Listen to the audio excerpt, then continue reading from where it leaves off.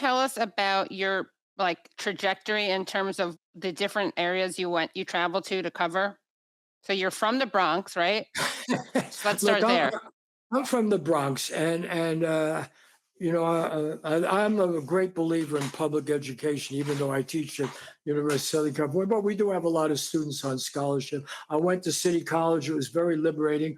But one of the great disillusioning experience of my life is concerns this origin of the Cold War. And first of all, I wrote a little paper when I was in the seventh grade at it was at PS 89 before I went to Christopher Columbus High School. And I wrote about South Africa. I don't know why, because my parents were garment workers, and my father, who was German Protestant, my mother was a Russian Jew. My mother had fled communism, actually. She was in something called the Jewish Socialist Bund. So after the Bolsheviks turned on her group, she fled and she came to the United States.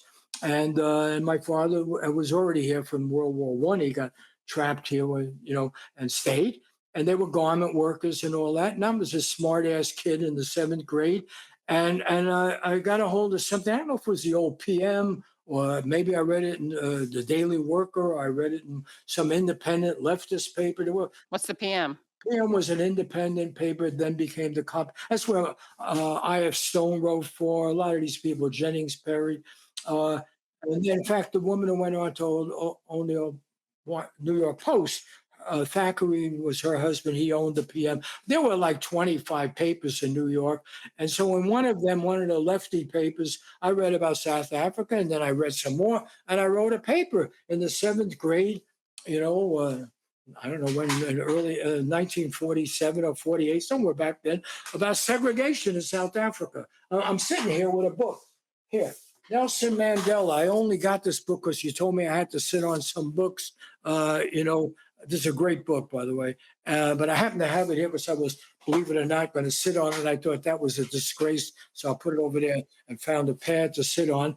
But Nelson Mandela was called a communist. Nelson Mandela was jailed because he was supposed to be sympathetic. Well, I was writing there in the seventh grade. I said, wait a minute, these people are miserable, the black people. What happened? You got this white minority. I wrote all this. I got an F.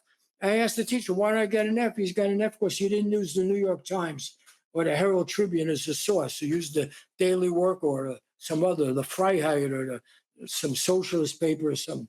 We got all kinds of papers coming through the house. And I said, but wait a minute, the facts are there. So that was the beginning of my journalism. Do you Now, still have that paper? no. Oh man. but, That would have been but great. that was the start. But I knew you couldn't make a living at journalism, and my father would be very upset. So I studied engineering at City College, and then I went to Berkeley and graduate school anyway, and I became a journalist. But I remember as an undergraduate, I came across a bunch of lies about the origin of the Cold War that bothered me. And the New York Times had an editorial condemning Russia for being in southern Sakhalin, which is the furthest point near. And that was in the Yalta Agreement. I went and finally they released these wartime agreements. I went down to the 42nd Street Library and I said, wait a minute, that was given to them by Roosevelt. They were supposed to be there. And I wrote a letter to the New York Times. They never answered. I wrote about 5 of them, and then I decided, boy, I couldn't trust them anymore. And that was the beginning of my counter journalism. Is how I ended up at Ramparts. And I remember a guy named Paul Krasner had the Realist magazine, one of my real heroes in life. And I was with him in Greenwich Village. I had already been a graduate student. I was in the Center for Chinese Studies. I traveled to Asia, and I traveled to Cuba. I went to anywhere where I could find things out. And I said, I got to go to Vietnam. I think there's this war developing. I think Kennedy's just wrong to send these flood control advisors. And he said, well, where is it? I didn't even know where the hell it was. I said, well, and that's very similar to what's happening in Ukraine. Because after all, we went into South Vietnam supposedly to defend the freedom of the South Vietnamese, not telling the American people that No Dinh Diem, the guy leading that country, was in fact a puppet of ours, that in fact we had prevented the elections that would unite North and South Vietnam, that we had betrayed the Geneva Accords, all of which I learned by going to the 42nd Street Library and reading. But I wanted to go there and interview people and how does it all happen. And he said, well, how much does it cost? And I said, $1,375. I can get a ticket this afternoon. He wrote me out a check, a check held up at the bank. And I got myself a ticket and went to Vietnam. I think the first time I was 64. I went back a year later, went, after, and a lot of times, and got into journalism. And here, that's where I am today. And now I am a big believer. I know the internet is the worst of all worlds, but it's also the best of all worlds. I don't buy the whole fake news thing. We've always had fake news. It was much easier to have fake news when you had a few established newspapers. I mean, I loved the LA Times when I worked for it, Otis Chandler. But the fact is, the LA Times, every paper in this country had lied about segregation. I grew up, you mentioned the Bronx. I was a St. Louis Cardinal fan because I've always been a rebel. And they won the World Series against the Red Sox in '46. When Jackie Robinson came in, they turned out to be the most racist team. It wasn't Philadelphia. And my hero, Enos Slaughter, spiked Jackie Robinson going around first base. Well, you didn't know that Major League Baseball was segregated reading the mainstream newspaper.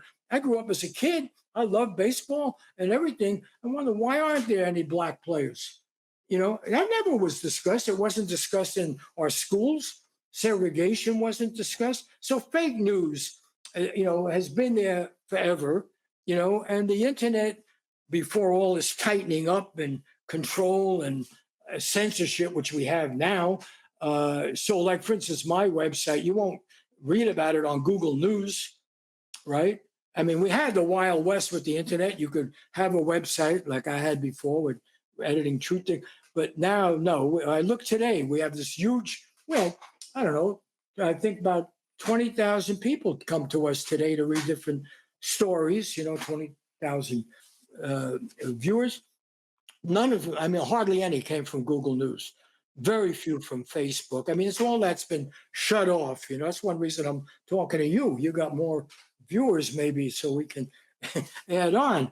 But the heyday of the internet has been chilled. Also, because you want to talk to me, obviously. But besides that, yeah. Oh, yeah. Ever since I heard you speak on the Nation Cruise, I've been a Yeah. big fan. Thanks. Not speak, I mean, being an Yeah. entertainer. And you're great.